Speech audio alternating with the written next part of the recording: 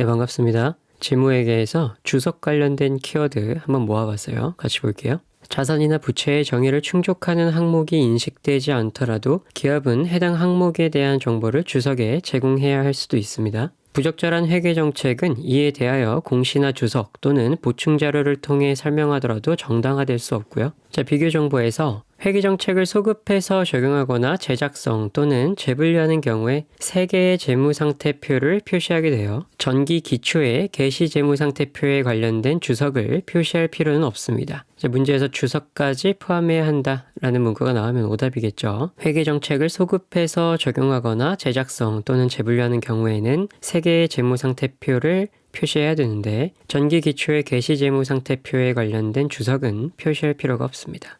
단기 재무제표에 보고되는 모든 금액에 대해 전기 비교 정보를 공시해야 되고 서술형 정보의 경우에도 비교 정보를 포함하게 됩니다.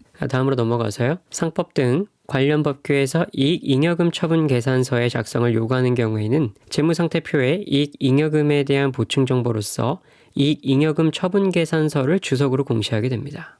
이익잉여금 처분 계산서의 작성을 요구할 때 이익잉여금 처분 계산서를 주석으로 공시한다. 이렇게만 알고 있으면 되겠네요. 재분류 조정이 있는데 재분류 조정은 포괄손익계산서나 주석에 표시할 수 있습니다. 본 김에 이거 볼까요? 재분류 조정 가능한 거는 FVOCI 금융자산, 이 채무상품에 대한 투자에서 발생한 손익은 재분류 조정이 가능합니다. 재분류 조정이 뭐냐면 단기나 과거 기간에 인식한 기타 포괄 손익을 단기 손익으로 재분류할 금액을 말하는 거예요. 자, 단기 손익으로 재분류하는 것이 있고 바로 이익잉여금으로 직접 대체할 수 있는 것들이 있죠. 이제 이익잉여금으로 직접 대체하는 걸 재분류 조정이 불가능하다고 하는 거고 기타 포괄 손익을 단기 손익으로 재분류하는 걸 재분류 조정이 가능하다고 하는 겁니다. 그래서 기타 포괄 손익으로 되어 있는 걸 단기 손익으로 재분류할 수 있는 것들은 2가지가 있는 거예요. FVOCI 금융자산, 이 채무 상품에 대한 투자에서 발생한 손익은 단기 손익으로 재분류할 수 있고요. 해외 사업장의 환산 차익 또한 기타 포괄 손익을 단기 손익으로 재분류할 수 있습니다. 유의하셔야 될 건 지분 상품이 아니라 채무 상품이죠. 지분 상품은 여기 재분류 조정 불가능해요. 지분 상품인 경우에는 기타 포괄 손익에 있던 건 이익잉여금으로만 대체할 수 있습니다. 재분류 조정 불가능한 것들은 순학정급여 부채, 자산의 재측정 요소들, 그리고 유무형자산의 재평가 잉여금의 변동선익들. 그래서 유형자산, 무형자산 할 때 재평가 잉여금, 이 변동손익 한 것들 단기 손익으로 재분류할 수 있다 하면 틀리겠죠. 그리고 FVOCI 금융자산, 지분상품과 채무상품 구분해야 되고요. 그 다음에 FVPL 금융부채.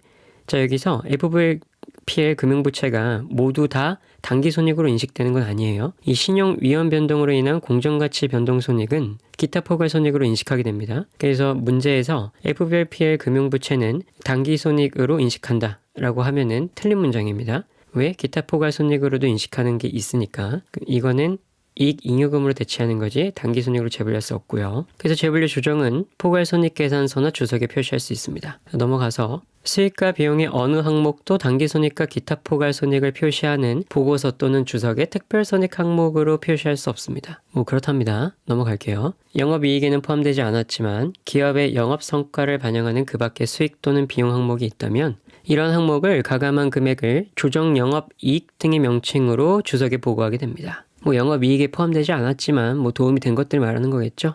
그거는 조정 영업이익 등의 명칭으로 주석에 보고하는 겁니다. 자, 포괄손익계산서 본문에 기입하는 게 아니에요. 저 손익계산서에서 기능별 분류가 있죠. 그 다음에 성격별 분류가 있는데 그건 뺐어요. 지금 주석만 모아놓은 거니까. 감가상각비, 기타상각비와 종업원 급여 비용 등을 포함해서 비용의 성격에 대한 추가 정보를 주석에 공시해야 됩니다. 자, 기능별로 분류하는 경우에만 성격에 대한 추가 정보를 공시하게 되는 거예요. 어디예요? 주석이에요. 기능원 분류는 다 아시죠? 넘어갈게요. 투자 부동산의 후속 측정에서 원가 모형하고 공정가치 모형으로 나뉘게 됩니다. 원가 모형은 감가상각하고 기말평가는 안 하죠. 그렇게 기말평가를 안 하기 때문에 공정가치는 주석에 공시하게 됩니다. 원가 모형인 경우에 기말평가, 투자 부동산의 후속 측정할 때 안 했죠. 손상차손은 인식했습니다. 그럼 공정가치 모형은요. 감가상각 안 하고요. 기말평가 합니다.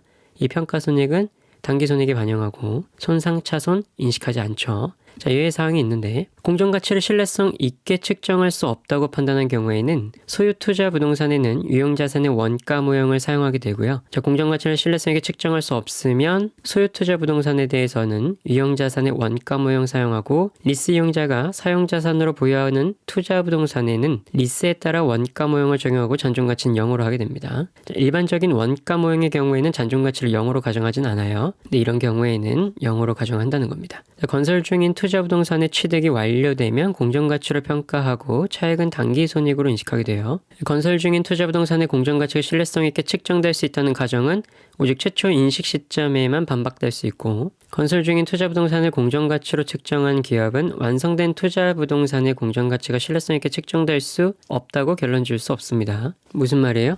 공정가치가 신뢰성 있다는 거죠. 기업이 건설 중인 투자 부동산의 공정가치를 신뢰성 있게 측정할 수 없지만 건설이 완료된 시점에는 공정가치를 신뢰성 있게 측정할 수 있다고 예상하는 경우에는 기업은 그 부동산을 공정가치로 측정하게 됩니다. 일단 그 부동산이 건설이 완성되면 공정가치는 신뢰성 있게 측정할 수 있다고 가정한다고 했습니다.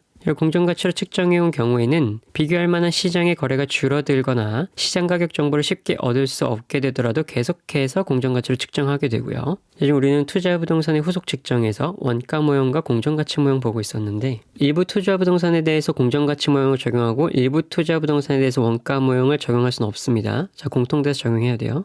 손상, 멸실 또는 포기로 제3자에게서 받은 보상금은 수취할 권리를 취득한 시점의 수익으로 인식하게 됩니다. 권리를 취득했을 때 인식하는 거죠. 다 돈 받을 때 인식하는 건 재무회계에서 정말 드뭅니다. 공정가치를 평가하게 될 자가건설 투자부동산의 건설이나 개발이 완료되면 해당 일의 공정가치와 기존 장부금액의 차액은 당기손익으로 인식하게 되고요. 뭐 이런 것들인데 다시 요약해서 보면은 원가 모형에서 감가상각하고요. 손상차손 인식합니다. 기말평가만 안 해요. 공정가치 모형은 반대죠. 감가상각 안 하고요.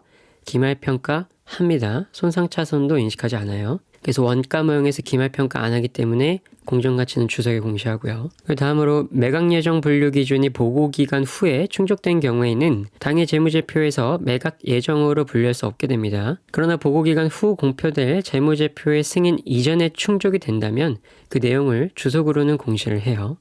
무슨 말인지 이해하시죠, 이거? 중단영업의 표시입니다. 뭐 이건 한 번씩 읽어보시고요. 중단영업의 영업활동, 투자활동 및 재무활동으로부터 발생한 순현금 흐름은 주석이나 재무제표 본문에 표시해야 됩니다. 자, 이런 것들 순현금 흐름, 재무제표 본문에도 표시가 가능해요. 주석에도 표시할 수 있다.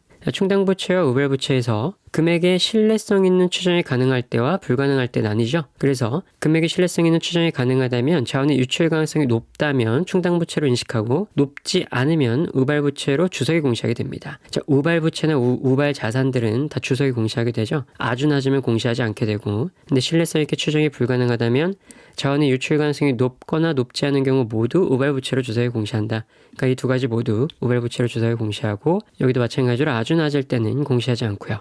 우발자산인 경우에는 예상이익의 경우 거의 확실한 경우는 재무상태표의 자산으로 인식하는데 발생 가능성이 높지만 확실하지 않은 경우에는 우발자산으로 주석에 공시하고요. 경제적 효익의 유입 가능성이 높아지는 경우에 주석으로 공시하게 됩니다. 자, 이익배당 우선주 있는데 이익배당 우선주 다 아시나요? 의결권이 없는 대신에 이익의 배당과 자녀재산 배분에 있어서 보통주보다 우선적인 권리를 가진 주식이죠.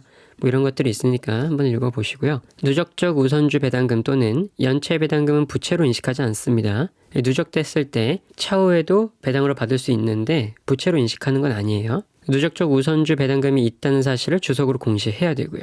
주당 이익의 종류에서 지배회사의 보통주에 대하여 주당 계속 영업이익과 주당 순이익을 포괄손익계산서에 표시하도록 규정되어 있는데 이 산출 근거는 주석으로 기재하게 됐습니다. 이건 지엽적인데 그냥 키워드 모은 거니까 넣었어요. 주당 이익의 공시에서 중단영업에 대해서 보고하는 기업은 중단영업에 대한 기본주당 이익과 희석주당 이익을 포괄손익계산서에 표시하거나 주석으로 공시하게 됩니다. 자, 현금에서 현금 및 현금성 자산의 사용을 수반하지 않는 투자활동과 재무활동, 거래를 비현금 거래라고 하죠. 이 비현금 거래는 주석으로 기재하게 됩니다. 자, 여기까지 주석 모음 재무회계에서 키워드로 모아봤습니다. 수고하셨습니다.